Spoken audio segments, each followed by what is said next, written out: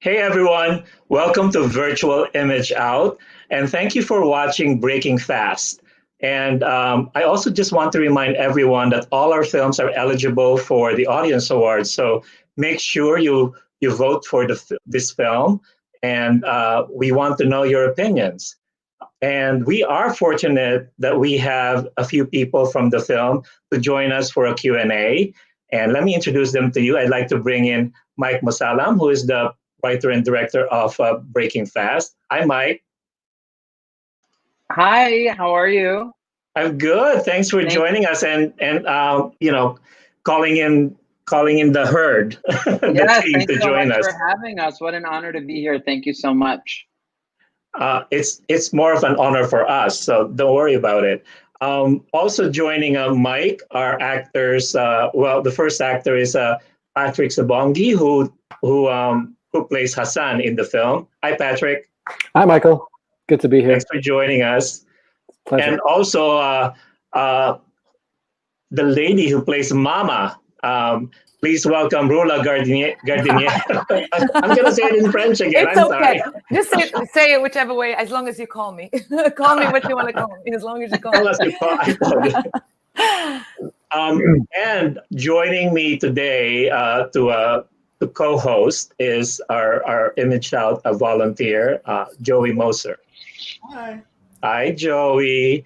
I have to tell you, Mike, that Joey's a little disappointed because he is a big fan of Haas. I don't know if he told you that earlier. You know what, Joey? We'll talk after, and you and I will get on a little bit of a call with Haas, and we'll share your disappointment with him directly. Okay. I'm disappointed too. But I'm glad that I was able to reel him in this conversation because of us. You probably wouldn't have joined if. Oh no, but, Joey! I promise we're enough. No, I love the movie. As I was saying before, I'm a super fan, so I'm excited to be here. Thank you. Yeah. But I have to thank you, Mike, for doing a rom-com for the LGBT community. This was one of the first films I saw this year in the beginning of this cycle, and I was like, oh, this is looking great because. One of the first things I saw was a really good rom-com. So things can just go better from here, right? But I guess that was it. There was nothing else after that.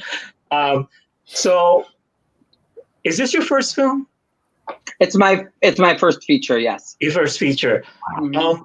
I guess how important was it for you to do a comedy, or was that planned that you to do a comedy for your first feature? I mean, if I'm being totally honest, nothing was planned. The feature is based on a short film of the same name.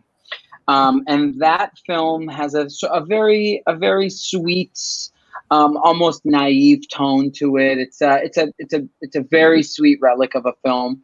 And when that film went through the festival circuit, it was well received, and people were just constantly asking us what's next for these characters and where can we learn more about Mo and Cal and what happens to them. And so we started to really think about what the world looked like expanded, and we had this conceit of Ramadan. In the short film, it's the first night of Ramadan, and in the feature, it's obviously the entire month of Ramadan.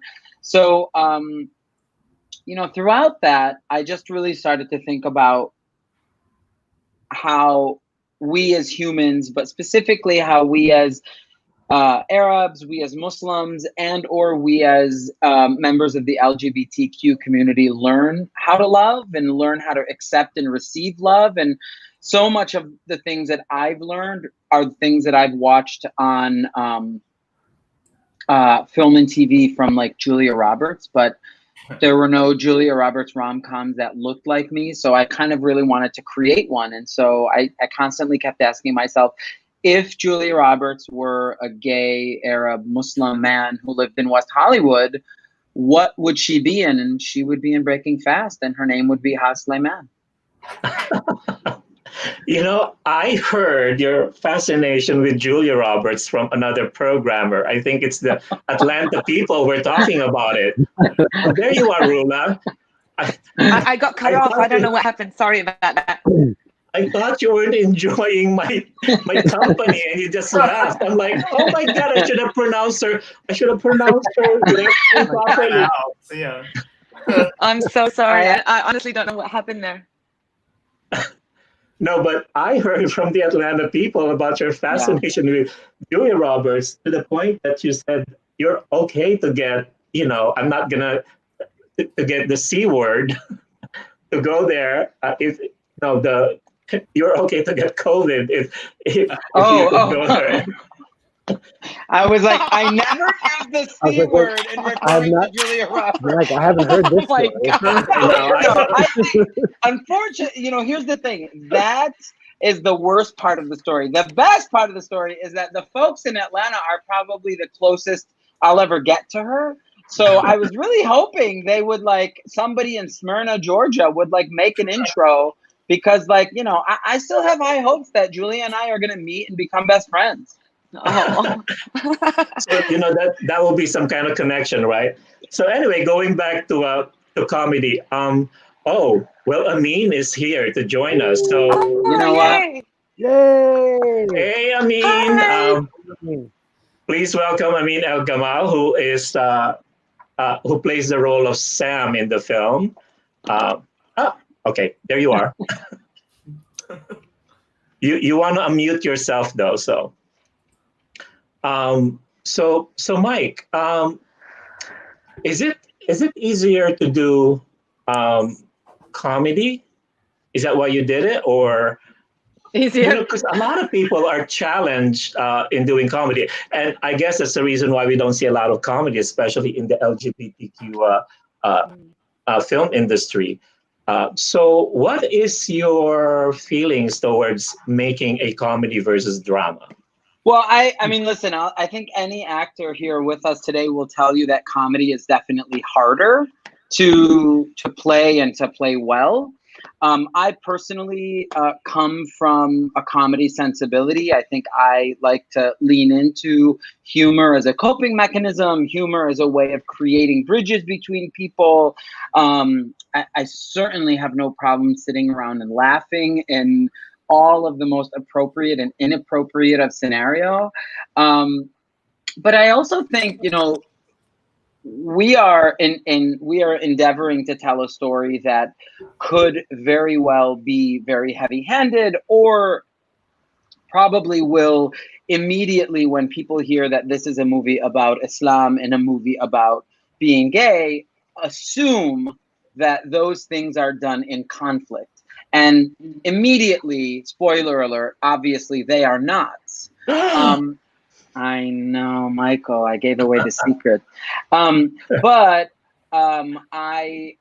I knew that the easiest way into the hearts of people watching, and probably the people working with us, was through the lens of comedy in a way that made the story more accessible and also certainly more universal. Mm-hmm. Well, in keeping with the topic, I want to go to the actors because I think Mike mentioned that earlier. How is it working doing a comedy film, and particularly this set? I could imagine you guys are crazy on the set because you could just feel that energy, even from the film, that it looks like you guys are bonding well together. How was it working in a comedy set, specifically a Breaking Fast? Rula, do you want to go first? Are you frozen, or is that your pose? Oh my gosh, it's frozen, I think. You might be frozen. It's So very I'm nice. gonna go to- It's very A good picturesque. one. It's not like that. I mean, you go. Well, I'll go. I think it was a blessing to work on this film because it was a comedy, because a lot of times being a Muslim and Arab actor, what is required or requested of me are these very violent or tragic stories. And especially at the intersection of being Muslim and queer, usually the space that's held in Western media generally for these kinds of stories are very tragic and conflicted. And so it was very healing to play a character and to be in a film that has so much heart and joy and lightness to it. So that was really fun. And of course, Sam is a really wonderful character in so many ways.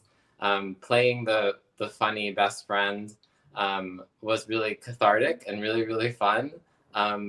Basically, Mike handed me this role that is his purpose is to sort of drive Mo's character forward, but also kind of like steal the show and kind of provide some comic relief. And that's so fun for an actor. We just love doing those things. So it was a total joy. You're sort of like the Judy Greer of this, like in the best way. Joey, Yeah, I saw imagine. Judy Greer today. No, It's so weird. You should bring her up. because I thought, I was thinking, because going back to what we were talking about, how it's light and it's a romantic comedy. I feel like there's 3 happy gay movies in the world that don't end in tragedy. So I was very happy how light and fluffy this one can be, even though it deals with such heavy things. But yeah, I mean, I have to say that every time that I watched the movie, I was like, oh God, he's like the best kind of Judy Greer character that the film could have. Yeah, because he kind of like he's one of those characters that's written in a way that you just enjoy it every time he comes on. You're like, oh yeah, he's gonna do something fun.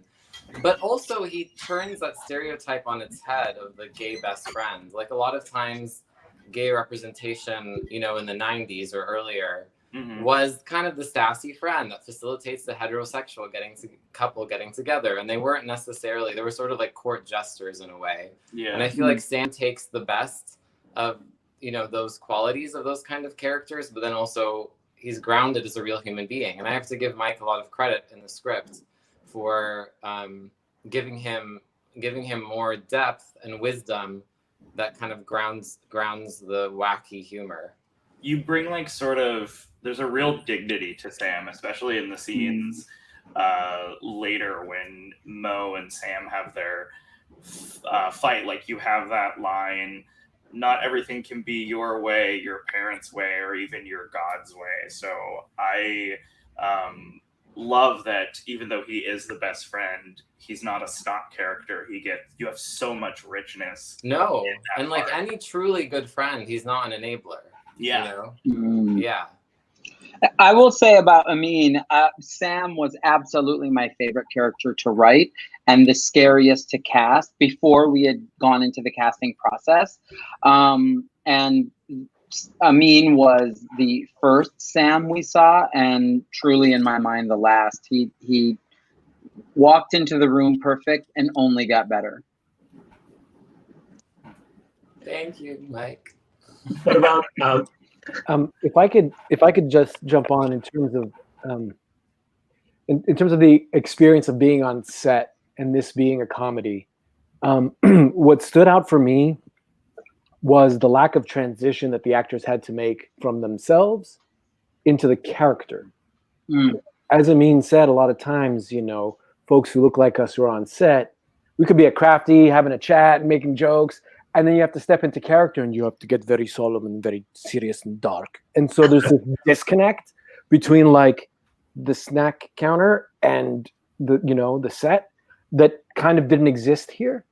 You could go from being a human being here and then just do it on your mark, and you're still a human being and everybody's still, so that lack of transition, it was such a gift of an experience that was created in that environment because of the tone of it.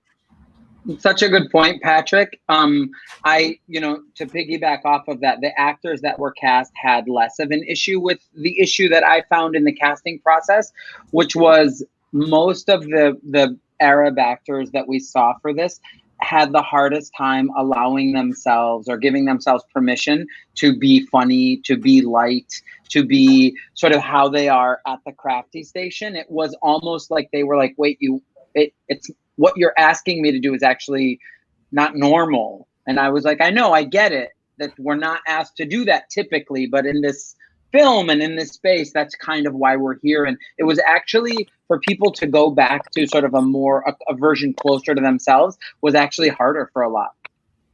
Yeah, that breaks my heart. I know, it broke my heart too. I was just going to say, I was just going to say that there's really not a whole lot of stereotypes in the film as far as the Arab and Muslim characters that we usually get. So kudos to you for that. So now I didn't know where Patrick was going when he started talking earlier about, there's no transition, but I totally get it now what you meant, because it was just, you're just being yourselves, like what you would normally be in real life. Yeah, and I think it's a lot of marginalized communities and racialized actors, I think, have to struggle with that a lot. Most roles written for the dominant culture allow them to be a version of themselves, whereas marginalized or racialized actors often have to either fit into a stereotype that's been created for them or adapt themselves to suit the aesthetic of the dominant culture. And so being in this space is rare, and hopefully it'll become more common. And sort of like movies that are similar to this, they sort of get pigeonholed as something else. It'd be like, oh, this is a movie, a romantic comedy about, African Americans. This is a movie about, Asian people. But this, in how it's so just plainly a joyous movie, it makes it so universal, and you sort of don't think that way when you watch it. Joey, that's such a compliment. Thank you so much. Honestly, that's like, if we had a thesis for this film, it's that, and I'm so glad that it resonated that way with you. Thank you. Yeah. So, Patrick, I hope you won't leave us. I know. We keep texting me and they're like, "Get out of there, dude! Get out of there before it goes." Well, I'm glad Amin is back. I promise. Hi, Rula. I promise I'll be nice. Don't leave us again. So sorry. I have no clue. Honestly, no idea. Well, hey, Rula, maybe you could chime in before you disappear again. We were talking about how your experience was being in a comedy set, and how, specifically Breaking Fast. And do you have any additional thoughts on that? Well, as far as like a comedy versus a drama, if you will, I think that the coolest part about doing a comedy is that you go home laughing, and you're laughing all day. And when you do a drama, sometimes you want to go home and kill yourself, because you've carried these heavy feelings all day. So at least, you leave work and you're still on a high, when you're doing, especially on this set with Mike on the helm. It was a most incredible experience, and just to speak in Arabic and act in Arabic, I love the Arabic language so much. I love the food, the poetry, everything about it, the music, and just to be in that environment, just honestly was just so incredibly wonderful, and I'm so grateful to have been a part of it. Well, you mentioned a few things that we're going to go back to later. I just want to make sure we go back to them, but just to piggyback on a couple of things that have been said earlier. For Mike, how important was it for you to tell a story that is about an Arab man, but the center of the story is not the conflict between his religion and his sexuality, but other issues. So this is what I like about the film, because like we said earlier, there is already every time you read some in the synopsis that it will be about an Arab man and he's homosexual, people will be assuming that it's the religion thing. Yeah. I mean, I think it was. Ooh, I'm hearing my echo. Is that me? Sorry. We don't hear anything. Okay, good. I don't either. It was really. I mean, it was essential. That's the way that this story was. I mean, for me, it came out of being asked a question by a filmmaker whom I greatly respect. Basically said, who in modern TV or cinema represents your journey? And it was embarrassing, I think, both for the industry and for me personally, that I couldn't really name anything that felt like me, because I think it's fair to say, and I hate to generalize, but I think generally speaking, when you combine someone's either ethnicity and or faith with their sexual identity, and that sexual identity is not heterosexuality, those stories tend to be laden in conflict. And people, and I think in people in film and TV, but also people in their lives, have to negotiate both with themselves and with the world how much of each of their identities they get to be in various settings. We are constantly asked, subliminally or not, how Arab can I be in this room? How gay can I be in this room? How Muslim can I be in this room? And I think for me, what would happen if we lived in a world where everybody got to live comfortably in their skin 100% of their lives? And really the things to work out was not those identifiers, but were the sort of the holes, I call them, the insecurities, the traumas that have sort of broken us up as humans, and how in which we choose to fill those holes.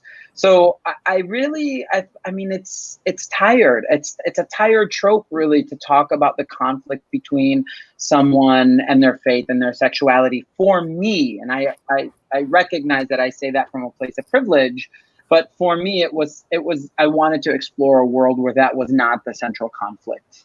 I also had a mantra while I was writing this film above my desk that said, "More tabbouleh." No, what did it say? It said, "Tabbouleh, not terrorists." And I wanted that to be sort of like the thesis of the script, because I don't have any relationship to that persona, or that imagery that is, inundated in the media, and I have eaten plenty of tabbouleh in my day. So write what you know. Well, I was gonna say the movie does that so well. It sort of eliminates that idea that there would be a conflict between them, even just in that scene in the grocery store when you think they're talking about that, but they're not talking about that. So it sort of even alerts the viewer that we're so beyond that point, so you can just leave that there. We can talk about other stuff. That is exactly why it's there. Again, yeah. Joey, you are nailing this movie. Like you are nailing it. But yeah, that is exactly the point. Is that yes, we understand what you're thinking while watching. Mm-hmm. Move on, because we're talking about other things now. Mm-hmm. Should I leave the room and let Joey take over? Just kidding. No, not at all. No, you're doing great too, Michael. He's the ultimate. You know what, guys? Amin should leave the room. Let's be honest. We lost him again. I'm just gonna take it back to your response earlier and go back to Patrick, because Patrick's character Hassan probably has the most conflict when it comes to the Muslim and Arab culture. And I, we always associate machismo with the Latin culture, but I feel like it's even more evident in the Arab and Muslim culture, because, in that culture, the men and the women are separate. So I was just wondering, Patrick, what are your thoughts on that? Yeah, I think it's the notion of machismo being grounded in the Latino culture. That's probably just a result of North America and our proximity to Latinx community. But that idea of the hyper masculine male is very prevalent in the Arab world. And there's a very different relationship to intimacy. Men hold hands, and like you put your arm around your dad and walk elbow in elbow, and doesn't have the same stigma attached to it.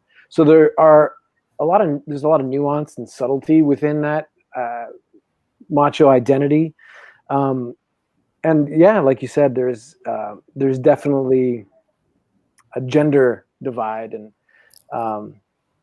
I was kind of glad that in this film we didn't focus in on that. Like Hassan's conflict with his family and the way his family wants to impose their traditional views is kind of just out of frame. We don't focus on it. And to be honest, Mike, when the first time I read the script, I went back and I was like, wait, did I miss the part where Mo's family, like, where's the family member that's like admonishing him for being gay and Muslim? And because I kept looking for it in the subtext, and it wasn't there, and it was represented in Hassan's life, but it was outside the story, and I really appreciated that. And it's not unique, and I think that goes to say that it's not unique. It's not to any unique. individual. Yeah. Yeah, that's the key, right? Is that it's only unique to us because we don't see it, but it is not unique in the reality of the dichotomy and the non-monolith of being Arab and or being Muslim and or being gay.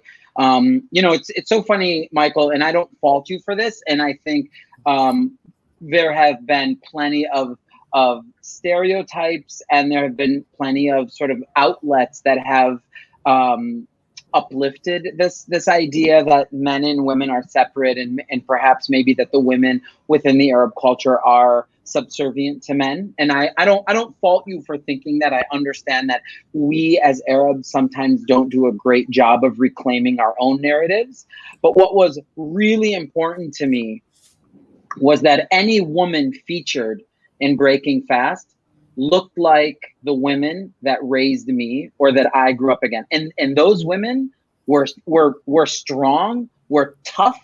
They would beat you up with love as often as they could, but they also never, ever, ever found themselves sidestepped or backstepped to a man. That was certainly not the house that I was raised in. My mother, my grandmother, God rest their souls, my aunts, my cousins, my sisters are nothing like those kind of women.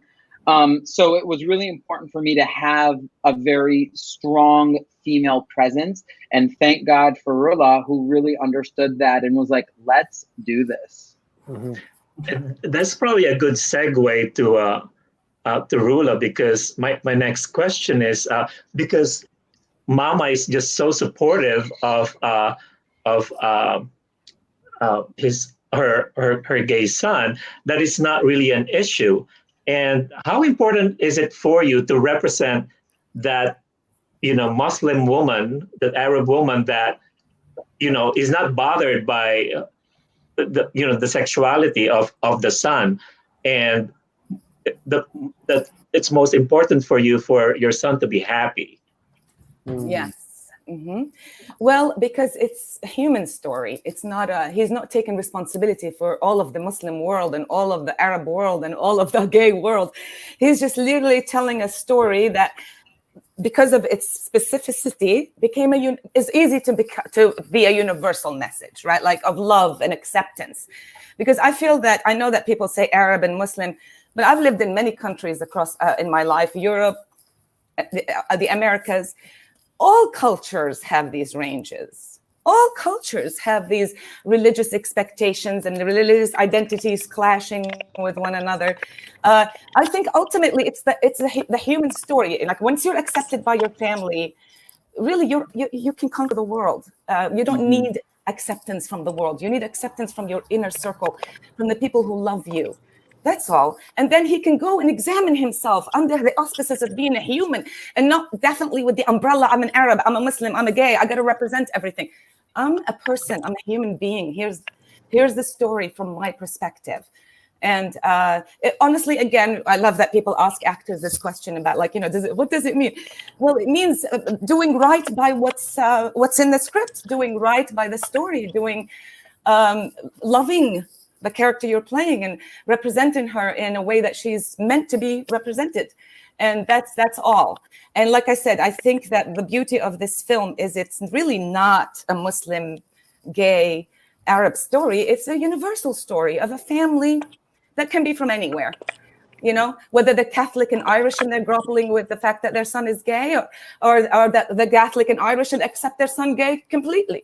Muslim families and Jewish families and Buddhist families, I'm sure, all have the same kind of human, societal, culturally put upon them pressures to try to represent everything. I'm happy he just represented a human story of this lovely family, a story of acceptance that allowed us to then say, but we have so much to grapple with as growing individuals in life. Forget about all this pressure you're putting on me of I've got to explain myself every fucking 5 minutes, you know? So no, this is who I am. This is the culture I was born into. And here's our story. A story Drop it, man. Drop it, Rula. Take it and drop the mic.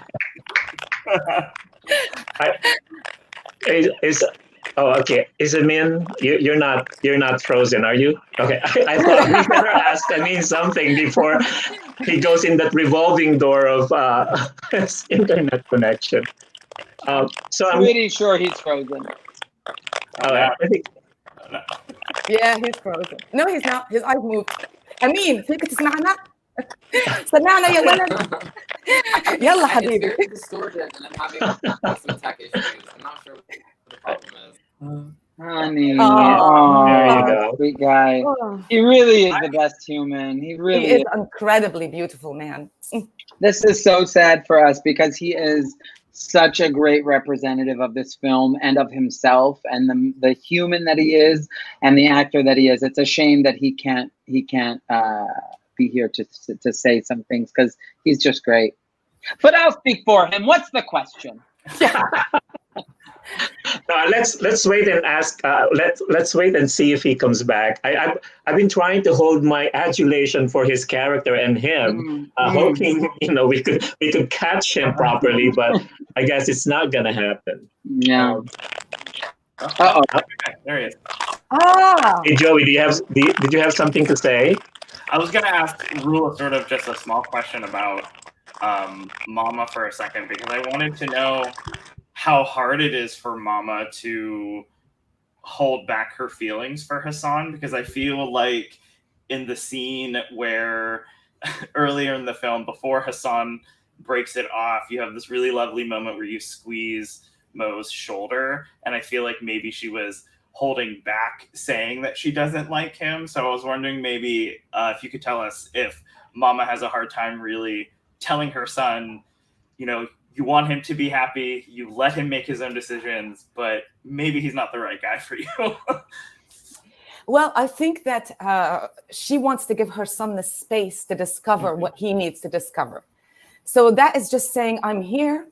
I don't need to say anything. I'm opening up the space for you to do your emotions, to do this. Just let yourself go through this, and you'll come out on the other end, and I'll be outside waiting. So I'm not telling you what to do. I love you no matter what. And I will love Hassan if he loved you. But I don't want to give you a hard time because your heart is broken. So I'm just here. That's all. Yeah. And really, how often in our lives do we just need that from people? I mean, like hearing the way you just described that makes me emotional. And every single time, and I've watched the film way too many, but every single time, that's the moment that no matter what mood I'm in, will always choke me up. I love that moment. I love it. Oh, so lovely. But I will say, obviously what makes everybody's work a lot easier is the collaborators. I mean, come on now. Haas. Okay. Yeah. Brilliant actor. I mean, nothing, it happens. Nothing. It just happens. And then, of course, the writing and the directing and the space, giving you the room to not question yourself. Let yourself just, whatever it comes out, we're going to sort it out. Mike has got my back. He's going to let me know. He's going to direct this thing. He'll let me know if I'm off. And then you can trust and just go. And then when he says, change something, you change it. And otherwise, it's all there. It's literally all there. And then again, honest to God, I cannot distress enough your scene partners, the writing, all that makes the actor's job a lot easier. I have to say, I mean, my favorite thing about making this film was figuring out what each of the actors needed from me and not assuming that my directing style was a blanket style, but really sort of being there as a source for them to do the work that they were hired to do. And I remember specifically with Patrick, I was going down a road that I thought, would resonate with him. And unfortunately with Patrick, we only got, I think 2 or 3 days. I don't remember. So, we were sort of quick quick friends and figured it out quickly. But he was so great to say to me, let me just do that. Let me do this thing. And I was like, you know what? That's what you're here to do. And it was so wonderful to sort of create space where he could do his thing and I could figure out the way to get him to do the thing I needed him to do, but ultimately trust that he was actually going to do the thing that he knew I needed him to do. And it was, it was like that with all of the actors in their own ways. It was so great to figure out what each of them needed from me. It's a good point that Rula mentioned earlier about the collaborators in the film, because I feel like your cast are, they look good together, and the way they interact looks so good on screen. And which leads me to my other question about Haz and Michael Cassidy as people. On screen, they have such great chemistry. Did you, when you casted them, did you screen them together, or was that did they do some rehearsals together? Because it was great chemistry on screen. Yeah, they are incredible actors individually and are electric when they're together. And I will say, just sort of piggybacking on what I was just talking about, actors who work diametrically different than each other. So like it was a real delicate dance of making sure scenes fit together in a way, and they were each able to do their work. But to answer your question, the film lives and dies with Haz, right? Without Haz being perfect, there is no film. And so we started there, and we knew we were very lucky to get him, because when you think of gay Arab Muslim actors, he's definitely at the forefront in terms of his wonderful career. When it came time to cast Cal, there were a lot of discussions, and our brilliant casting director, Tineke Becker, who suggested him, and I didn't know much about him other than that he was in Batman versus Superman, and obviously, there's a big Superman arc in the film. So I was like, oh, yes, of course, it's him. But we met. He was filming a movie in Vancouver at the time, and we met over sort of similar technology like this. And immediately, what I could tell, even just through this medium, was how in tune he was to me, and like how charming he was, and captivating. And so I remember saying to Haz, wait till you meet this guy. You're just going to fall in love with him, which is all I needed him to do.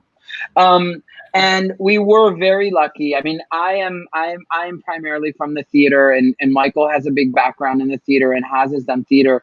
And I was lucky enough to get the guys for 2 or 3 days prior to filming, and we were able to really workshop some of the bigger scenes, and I think that was hugely helpful to the process. But I'll never forget what Michael Cassidy said to me one time. He said, I'm paraphrasing, but he said, I have one job, and that is to love Haz as easily as I do any of my other co-stars, regardless of their gender. And he said, and loving Haz was the easiest. They were both so present with each other in those scenes. And Haz, like at the end with the kiss, Haz was nervous, and Michael was like, I'll take care of you, come here. And like, you can feel that, like you can feel like exactly that moment. And I truly adore both of those men and their love of this project and what they both brought to it. Well, you did great in casting both of them. And I would probably remiss if I don't ask this question, because food is very central to this film. Like, who's doing all the cooking? Was there actual cooking happening on the set when you see them in the kitchen and cooking? And did anyone gain weight, filming this, in the filming? That's for everyone. Yeah. I definitely took home some leftovers after that. The in the house, the big dinner scene when there's all these dishes. Yeah, I definitely ate well for a couple of days after that. Arabic food does not get you fat. That was my excuse. Oh, you can't get fat eating Mediterranean and Lebanese food. No, it's other food that gets you fat. Spoken like a true mom. Yeah. We had an incredible partner in a Lebanese restaurant here in LA called Open Sesame, and they gifted us all of the food that you see on screen, and also included a lot of food that we and the crew got to eat as well, which was a massive savings, especially when you're doing a low budget indie film like this.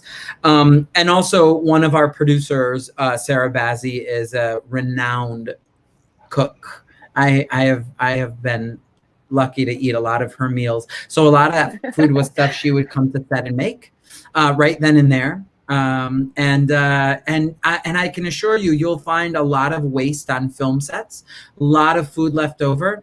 Not the case on this one. People ate for days and they loved it. I got very hungry every time I saw the movie. I was like, Yeah. no, I should order some food right now. And the truth is, listen, listen, you go to an Arabic wedding and they don't have food. I mean, your reputation is over. If they have bad food, you may as well pack up and leave town. So, like, knowing that food was going to be an instrumental part of this movie, like, it was not essential that it was done right. It was a requisite. It was another character that we had to nurture. Mm-hmm. I have a question for y'all. Is there a Middle Eastern, North African community in Rochester, or are there any Middle Eastern, North African restaurants in your neighborhood? I'm in Venice, California. So I was asking the hosts. Oh, sorry. There's one, I think there's one that I go to a lot. I actually work for the Jewish Federation, so I'm very aware of strict dietary requirements of some people. And there's also another restaurant that I go that I know it's called Cedar. And oh my God, it's so good. But, I always smell of garlic after I come, I have to like. That's okay. Eat it. It's good for your heart. Yeah. All you have to do is make sure whoever you're going to kiss also eats garlic, and then you're all good. Yeah. So I think everyone who's watched the film tonight should order some takeout from Cedar after this film. Help the food industry out, right? And I'm just going to go back because I don't know if we're going to get Amin ever again. He definitely texted me and said, I'm so sorry, and he's having issues, and goodbye. And I told him he's never going to be asked back. So let's just carry on. Now, you mentioned earlier how important it was for you to write the character of Sam. Why is that? Sam, this is a little bit of a secret, but not a huge secret. But Sam is based on somebody super, super important to me in my life who has kept me very much in check. And like there's a way in which I think friends, and especially specially bonded friends, can speak to one another that can almost supersede anyone else in your life and can make you feel like on cloud nine, or just like, when you guys fight, it's terrible. And Sam is that for Mo. And Sam was written in the style of this particular friend of mine. And I just wanted to do right by her. I just wanted to give her, I wanted her to know how important she was in my life and thus in this film.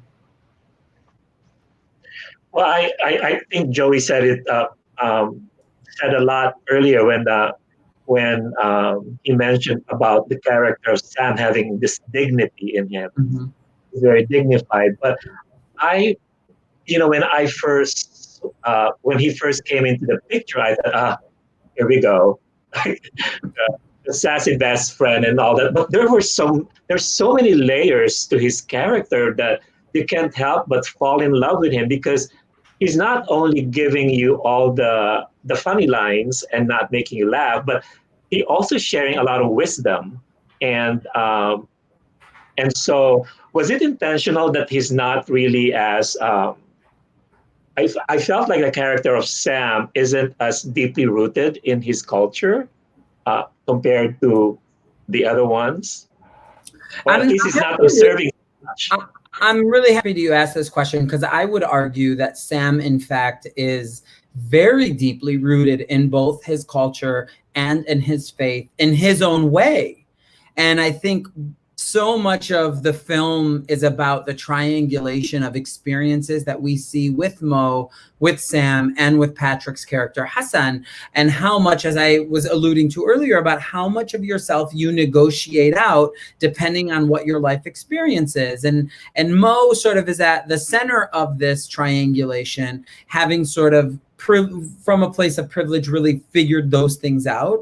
And Hassan is sort of choosing, for very valid reasons that a lot of men and women have to choose, to suppress their sexual identity. And Sam is choosing to suppress the outwardness of his culture or perhaps his faith. And I think that is the sort of negotiations that happens on the daily. The things that Sam says in this film, and especially around the dinner table scene towards the end, I think are highly resonant for a lot of people. And I think, and I hope this was effective. You know, what I really wanted to do for Hassan's character, for Patrick's character Hassan, was create a humanity. And by the way, Patrick created that humanity brilliantly. But the idea there is that he, you know, you have to be able to empathize that this guy needs some time to figure it out. It's not as easy as it is for, you know, it's not sort of one size fits all. And he is on a process, he is on a journey that he needs the time to figure out. And what I really, really did not want was people to say, I can't believe Hassan would do that to Mo. That can't be the case, right? Because he's not doing anything to Mo. He just needs a beat. He's going through something highly traumatic, and he needs to sort of figure that out on his own terms. I was going to say, I love that you did not make him a villain, which is very easy to do with a situation in the film. Yeah. But also, I love that, you know, towards the end, it's full of hope with his relationship with Mo, that you could tell that it's just not going to end there, that this might be a better friendship than anything else. So again, great job on that. Hey, Joey, do you have any more questions that you want to ask us that's not about Haz?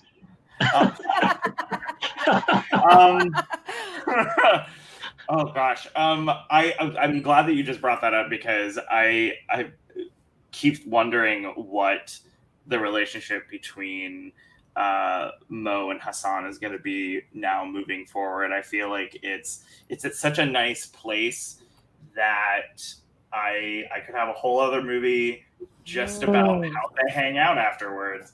I think maybe a silly question to ask Mike is, now that I know that you are a giant Julia Roberts fan, I did not know that, and it made me think of like traditional romantic comedies that we know from the 90s. I was wondering if the karaoke scene was sort of your homage to The Chase.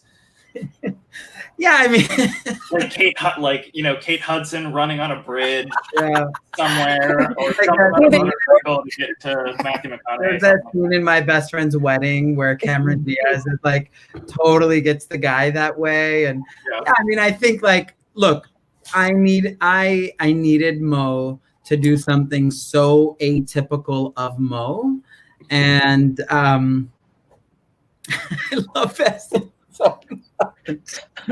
I love that scene so much. But I do, Patrick, you know, I don't want to speak for you. So if you wanted to say anything in regards to the humanity of Hassan, I know that, I mean, I attribute so much of that to you and your performance. I wondered if you wanted to add anything. Oh, I appreciate that. And I do have to jump off in a second, but I did want to add that there is something about the nuance that you built into the architecture of the story that, you know, it totally makes sense to me, Joey, that you ask what happens to their relationship after the fact, because every character in this film is a complete human being with a full arc and a full story that continues and that came from somewhere and that's going somewhere. None of them exist as just a, you know, as just a device to keep the plot moving to the next scene. And so that's what happens to me internally in the character. It becomes Hassan just trying to sort out his own life, you know, and there's clearly still so much love between him and Mo, but the moment passed and it's nobody's fault. But like, I don't not love him anymore, but he's found happiness somewhere else. And so if the love is true, I'm happy for him to be happy. Mabruk, you know. Oh, Patrick, you're gonna make me cry. But that's what that scene is up in Runyon Canyon, is this like, I'm here for you, and I can't be there for you in the way that I want and that I know part of you wants, but like, let's do the right thing, you know, unless the relationship opens up, because that's cool too. And if it becomes like a, you know, an open thing, and no, that's a different movie altogether. I'm the last person to want to openly objectify someone, but can we just all agree how hot Patrick is in that hike scene? Yes, so hot in that scene. I wasn't gonna go there, but since you went there, I'm with you. I'm with you, and I'm holding hands with you. And the gay community and everyone else needs to thank me for that shot where he's walking right towards us at the perfect angle. I hear you. I can't watch that scene without thinking of that. I'm gonna have to let everybody go back and watch and see what you mean. But I do have to jump off. I appreciate your time so much, and thank you so much for being such fans of the film. And Mike and Rula, it's so great to see you guys again. You too, Habibi. See you love you and I miss you, Hudji. I'll see you guys soon. Bye. Thanks, Bye. Patrick. Well, actually, we can probably talk for another hour, but I don't want to do that to you guys. And I have another Q&A anyway. So we probably should just wrap up now, because you guys are amazing. This just went so fast. Well, the questions were wonderful. Thank you for asking them. It's just so organic the way, you know, the discussion happens. And I couldn't even get to some of my questions, but maybe I'll just email them to you. Just kidding. But well, you might get great. an answer from Amin that way.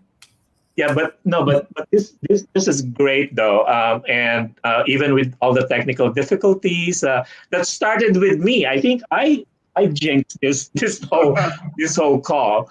But thank you for joining us, and thank you for sharing the film with us, and thank you for making a romantic comedy this year. No wonder this film is such a huge success, especially in the LGBTQ film festival circuit. And it's winning awards too. So it's not just being programmed, but it's being appreciated by the audience and getting the recognition that it so deserves. So thank you again. Thank you, Rula, for such great insights. So it's like I love Mama even more. Thank you so much. That was wonderful. Thank you for having me. Could we all leave by saying what our favorite Julia Roberts rom-com is? Yeah, Joey, I want to hear yours, Joey. Joey's a geek, so you should ask him first. Joey, and if you have two, that's fine. I know that a lot of people don't necessarily like this one as much, but I really love Runaway Bride. Mm-hmm. I do know my dad was a huge Julia Roberts fan. Anything she was in, he was like, we have to go see it. And I will say just a quick thing about that. When we went to go see that in the theater opening night, there were these two women fighting in front of us, yelling at each other about seating or something. And he, 10 minutes into the movie, like leaned forward and he was like, excuse me, I know you guys are squabbling about this, but I've been waiting for this Julia Roberts movie all summer. So you can please shut the hell up. This like old straight man.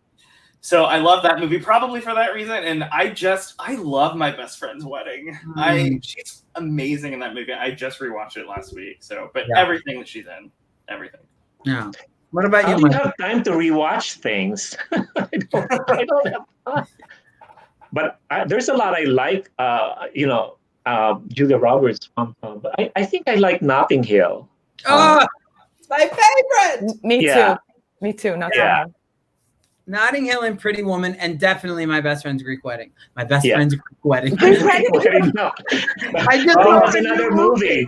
I would love that. Lainey Kazan and Julia Roberts. Yes, I just wrote a new movie. Oops. I love it. Anyway, But anyway, thank you guys. This is such wonderful time with you. And again, to everyone watching, don't forget to vote before you leave Eventive. and Vote for Yeah. Breaking Fast. Thank you, Thank you. guys. thank you so much for having us. Thank you so much. What a pleasure. Was lovely. Joey, thank you for joining because Joey is not in Rochester. Oh, yeah. Bye. Bye, guys. Bye. Bye, guys.